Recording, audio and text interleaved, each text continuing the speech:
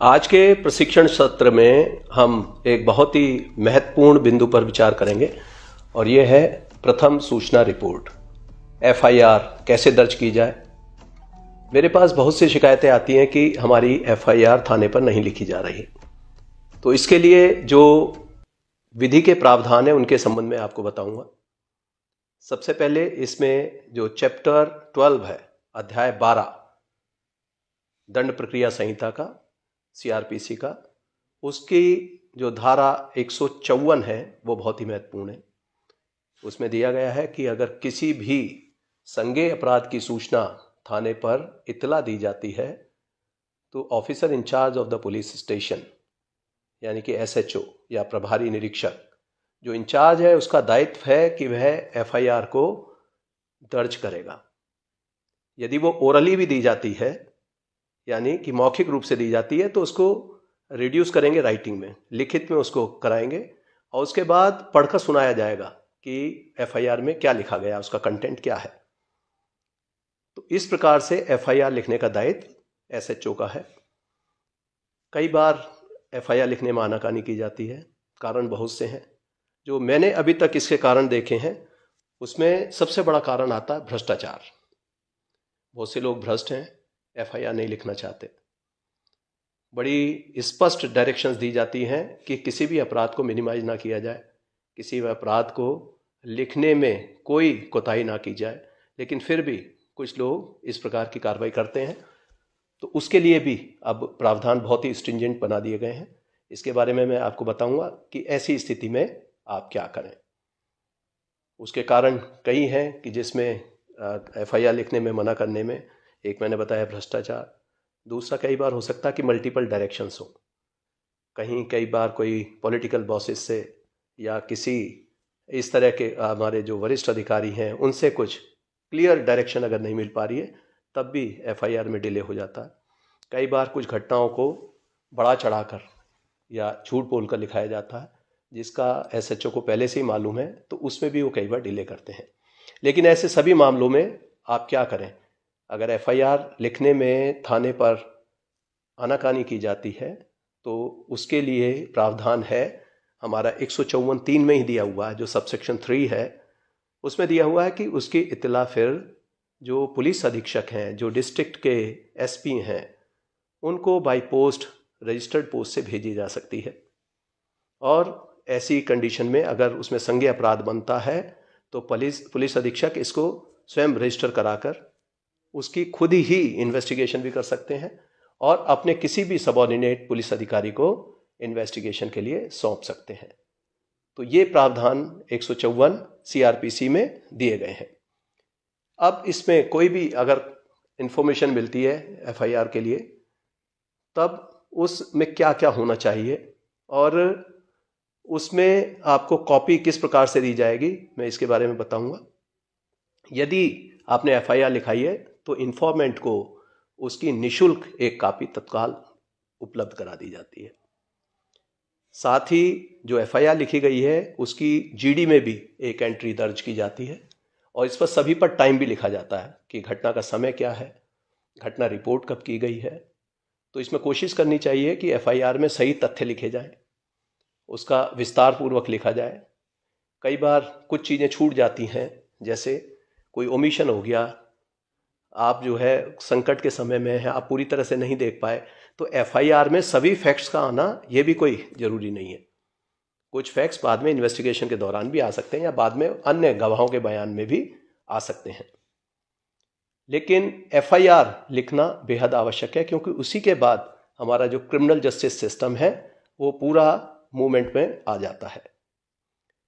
तो एफआईआर अगर आपकी पुलिस के द्वारा फिर एसपी को भी अप्रोच किया तब भी नहीं लिखी जाती तो फिर इसका एक ऑप्शन और है जो धारा 156 है, उसमें 156(3) के तहत जो वहाँ के जुरिस्डिक्शनल जो मैजिस्ट्रेट हैं, जो जुडिशियल मैजिस्ट्रेट हैं, वो इस पर इन्वेस्टिगेट करने के लिए आदेशित कर सकते हैं। और इन्वेस्टिगेट करने का अर्थ है कि एफआईआर को पंजीकृत किया जाना। वर्ष 2018 में सीआरपीसी में संशोधन किए गए, काफ़ी महत्वपूर्ण है ये संशोधन भी।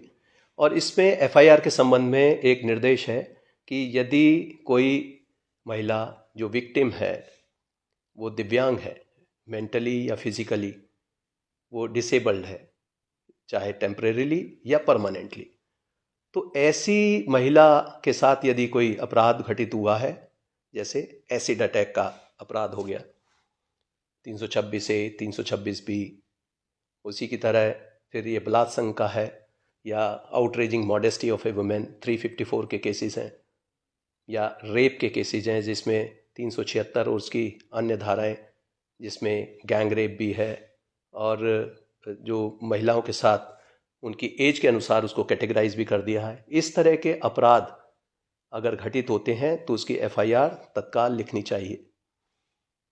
और यदि वो चाहते हैं कि उनके जो प्लेस ऑफ कन्वीनियंस, जिस स्थान पर वो महिला है, वहाँ जाकर जो पुलिस स्टेशन इंचार्ज है उनको FIR दर्ज करनी होगी और उसकी कॉपी एक निःशुल्क वहीं पर देनी होगी और तत्काल उसका इन्वेस्टिगेशन शुरू करना होगा। इसी तरीके से मेडिकल कराया जाना, ऐसे विक्टिम्स का मेडिकल भी तत्काल 24 घंटे के अंदर अवश्य हो जाना चाहिए, जितनी जल्दी कर सकते हैं उसका मेडिकल का कराया जाना।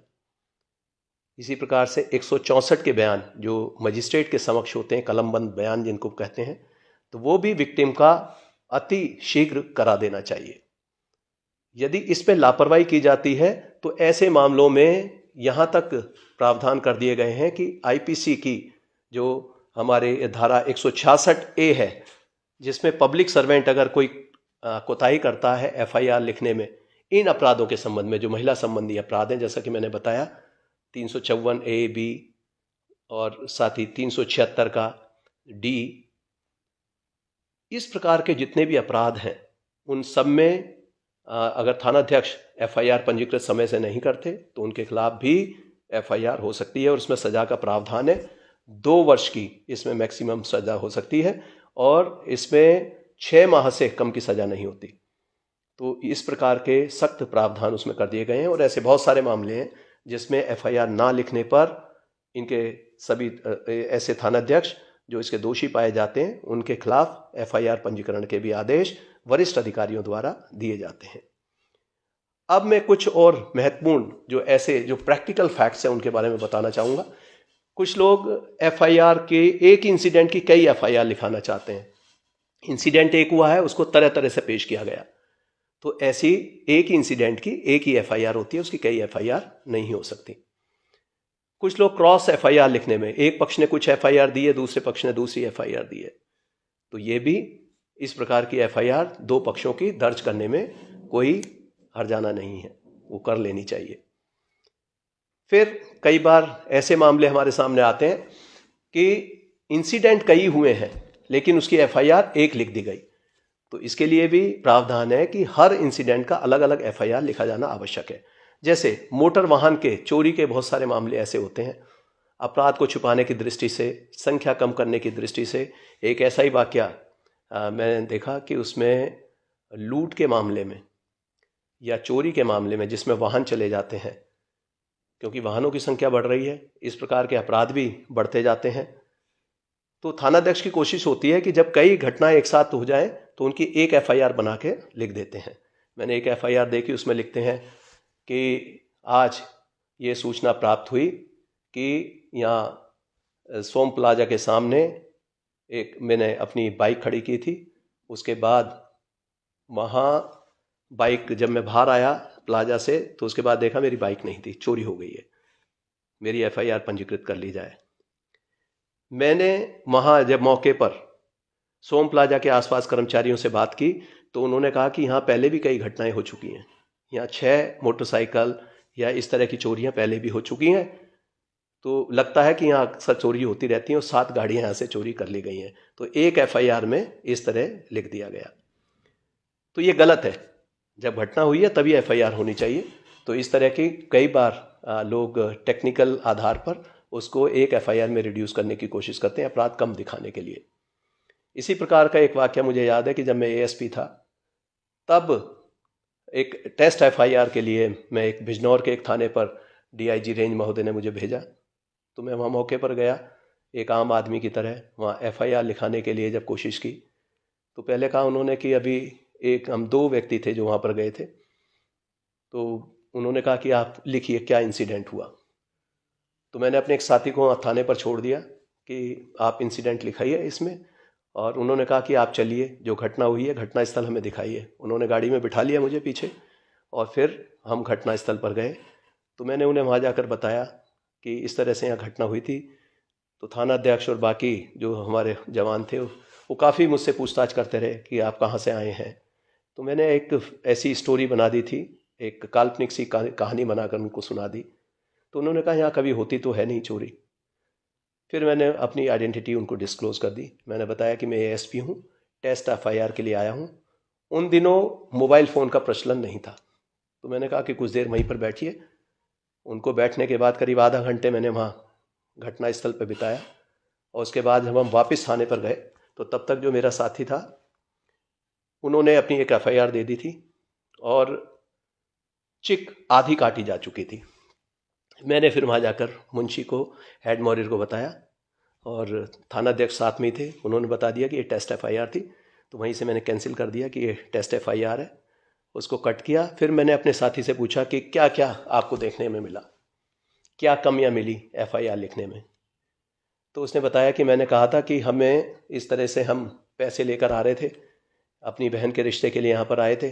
कुछ पैसे हमने अपनी शर्ट में और कुछ बैग में रखे हुए थे। तो 5 लोग आए, उन्होंने हमारे पैसे छीन लिए और तमंचा दिखाकर भाग गए। तो मैंने कहा कि एफआईआर में तो ये लिखा गया। उन्होंने कहा नहीं, बस ये कटवा कर उन्होंने कह दिया कि ऐसा कीजिए कि भाई साहब आपके पैसे तो पूरे ही बरामद होंगे, लेकिन आप 3 आदमी लिखवा दीजिए इसमें कि 3 आदमी आए। तो इस तरीके से कई बार घटनाओं को छोटा कर उनको कुछ धाराएं बदलकर परिवर्तन कराने की कोशिश करते हैं। तो ये कदापि नहीं करना चाहिए। जैसी घटना हुई है, जैसा रिपोर्ट किया गया, उसकी एफआईआर उसी तरह पंजीकृत कर लेनी चाहिए, और जब विवेचना होती है तो विवेचना में अन्य बिंदुओं को शामिल किया जा सकता है। अब कई बार मेरे पास शिकायतें आती हैं कि थाने पर एफआईआर नहीं हो रही है, क्या किया जाए। अब हमारी उत्तर प्रदेश पुलिस बहुत सारे डिजिटल प्लेटफॉर्म पर है, ट्विटर, फेसबुक, इंस्टाग्राम, तमाम जितने भी हमारे डिजिटल प्लेटफॉर्म है। साथ ही यूपी पुलिस की जो वेबसाइट है uppolice.gov.in, इसमें भी सिटीजन पोर्टल दिया हुआ है। अब बहुत सारे मामले ऐसे हैं जिसमें eFIR कराई जा सकती है, जो नामजद एफआईआर नहीं है। साइबर क्राइम के रिपोर्ट करने के लिए भी साइबर थाने बना दिए गए हैं। अन्य अपराध जो भी आईपीसी के पूर्व से पंजीकृत होते रहे हैं, तो इन सभी अपराधों में अगर अपराध लिखने में आनाकानी करते हैं तो आप उसकी सूचना वरिष्ठ अधिकारियों को जरूर दें। हमारे CUG नंबर उपलब्ध हैं, जैसे मेरा नंबर है 9454400139, 9454400139। तो इस पर जो सूचनाएं आ जाती हैं हम रिकॉर्ड करते हैं और थानाध्यक्ष को या हेड मॉरियर को यहीं से निर्देश देते हैं। यही बात हमने अपने सभी वरिष्ठ अधिकारियों को बताई हुई है, जिसमें CO से लेकर SPs, एडिशनल SP, SSP और IG रेंज, ये सभी इस बात के लिए तत्पर रहते हैं कि यदि कोई घटना हुई है उसकी FIR पंजीकृत हो और उसकी सही कार्रवाई की जाए। FIR में लिखने में कई बार हमारे जो ऐसे कुछ लोग हैं जो इसका संज्ञेय अपराध का और असंज्ञेय अपराध का अर्थ नहीं समझते। संज्ञेय अपराध की FIR लिखी जाती है। कुछ अपराध ऐसे होते हैं जो कॉग्निजेबल हैं। कॉग्निजेबल का अर्थ है कि जिन केसेस में बिना मजिस्ट्रेट की आज्ञा के पुलिस अधिकारी उसको दर्ज कर सकता है, उसमें इन्वेस्टिगेशन कर सकता है, उसमें बिना किसी वारंट के गिरफ्तारी कर सकता है। ये कॉग्निजेबल केसेस हैं, संज्ञेय अपराध जिन्हें कहते हैं। तो इनकी FIR लिखी जाती है। अगर FIR में जो आपकी एप्लीकेशन है उसमें ये कंटेंट बनता है कि वो संज्ञेय अपराध है, तब उसकी FIR लिखी जाएगी। कई छोटे छोटे ऐसे अपराध हैं जो असंज्ञेय अपराध हैं, जैसे 323 IPC का है, या अन्य ऐसे छोटे अपराध जिनमें सजाएं कम हैं। तो ऐसे मामलों में वो नॉन कॉग की श्रेणी में आ जाते हैं। नॉन कॉग्निजेबल ऑफेंसेस को हम उनको कहते हैं। और नॉन कॉग केस में पुलिस को इन्वेस्टिगेट करने की या किसी अपराधी को अरेस्ट करने की पावर नहीं है। यदि उसमें इन्वेस्टिगेशन किया जाना आवश्यक समझते हैं तो उसके लिए उन्हें सक्षम मजिस्ट्रेट से अनुमति प्राप्त करनी होती है, और जब एक बार अनुमति मिल जाती है तो उसके बाद वो इन्वेस्टिगेशन कर सकते हैं। कई केस ऐसे होते हैं कि जिनसे कुछ धाराएं नॉन कॉग्निजेबल हैं लेकिन कुछ धाराएं कॉग्निजेबल हैं, तो उसकी एफआईआर पंजीकृत होनी चाहिए, फिर उसको हम कॉग्निजेबल केस के रूप में ट्रीट करते हैं। अब मैं एक साधारण सी बात और बता दूं कि जिसमें अगर आपको शिकायत करनी है, एफआईआर लिखने से आप पीड़ित हैं, आहत हैं, उसकी सूचना आप जो मैंने पहले बताया फ़ोन के द्वारा दे सकते हैं। दूसरा मैं चाहूँगा कि आप अगर थाने पर आपको सही तरीके से ट्रीटमेंट नहीं होता, आप अगर महिला हैं, कोई आप जो है बच्चे हैं, तो आप जाइए, हमारे जो महिला हेल्प डेस्क हैं प्रत्येक थाने पर राउंड द क्लॉक काम करता है 24/7। वहाँ जाइए, एफआईआर के लिए अपनी बात बताइए, वहाँ पूरी रिकॉर्डिंग होती है और आपको स्टेशनरी भी मिलेगी और वहाँ आप अपनी एफआईआर पंजीकृत करा सकते हैं। हमने सभी ऐसे जो हेल्प डेस्क चलाने वाले हमारे पुलिसकर्मी हैं उनको ट्रेन किया है कि वो उनको सॉफ्ट स्किल सिखाई हैं, वो आपकी बात गंभीरता से सुनेंगे और आपकी एफआईआर पंजीकृत कराएंगे। CCTNS जो हमारा सॉफ्टवेयर चलता है जिस पर एफआईआर लिखी जाती है, उसमें आपको कंप्यूटराइज्ड लिखी हुई एफआईआर मिलेगी। कुछ लोग जैसे एप्लीकेशन दी उसको रिसीव करके दे दिया, कुछ रिसीव भी नहीं करते, तो उसमें शिकायतें आती हैं। आपको पता होना चाहिए एफआईआर जब पंजीकरण हो जाएगा तो आपको उसकी कंप्यूटराइज प्रिंटेड एक कॉपी निःशुल्क दी जाएगी। ये इन्फॉर्मेंट को उसमें देने का और उनको ये कॉपी प्राप्त करने का पूरा अधिकार है। तो इस प्रकार से आप एफआईआर इंश्योर कराइए कि आपकी कॉग्निजेबल मामले में एफआईआर हो गई है। अगर नहीं करते तब क्या करें? ऐसे मामले में मैंने बताया हेल्प डेस्क पर जाकर आप सहायता ले सकते हैं, वरिष्ठ अधिकारी से मिल सकते हैं, वहीं से आप फ़ोन कर सकते हैं। एक तरीका और है कि आप जब भी एप्लीकेशन अगर घर से लिख कर ले जा रहे हैं तो डुप्लीकेट में लिख कर लेकर जाइए, और अगर थाने पर आनाकानी करते हैं, आप थाने के बाहर निकल कर जहाँ थाने का बोर्ड लगा है वहीं से आप एक वीडियो शूट कर सकते हैं, फ़ोटो ले सकते हैं ये दिखाने के लिए कि आप थाने पर गए थे, और हमें कंप्लेंट के साथ अगर भेज देंगे तो उसमें ऐसे अधिकारी कर्मचारी जिन्होंने ये लोप किया है उनके खिलाफ कार्रवाई होगी। सोशल मीडिया पर भी आप शिकायत दर्ज करा सकते हैं। वो शिकायतें हमारे जो सोशल मीडिया सेल्स हैं हर एक जनपद में, रेंज में, जोन में और हेडक्वार्टर में, ये लगातार मॉनिटरिंग की जाती है। पब्लिक सेटिस्फेक्शन के लिए हम ये इंश्योर करते हैं कि कोई भी शिकायत आती है उसका संज्ञान लिया जाए और उस पर कार्रवाई की जाए। तो जितनी बातें मैंने ये CRPC के प्रावधान के बारे में बताई है और जो प्रोसीजर बताया है, अगर आप इसको फॉलो करेंगे तो मुझे पूरी आशा है कि आपकी एफआईआर अवश्य लिखी जाएगी। और ये आप समझ लें कि हमारे जो इंस्ट्रक्शंस हैं बड़े स्पष्ट हैं कि किसी भी अपराध को मिनिमाइज ना किया जाए, क्राइम वर्किंग ना की जाए, डाटा ना छुपाया जाए और ट्रांसपेरेंट वर्किंग रखी जाए।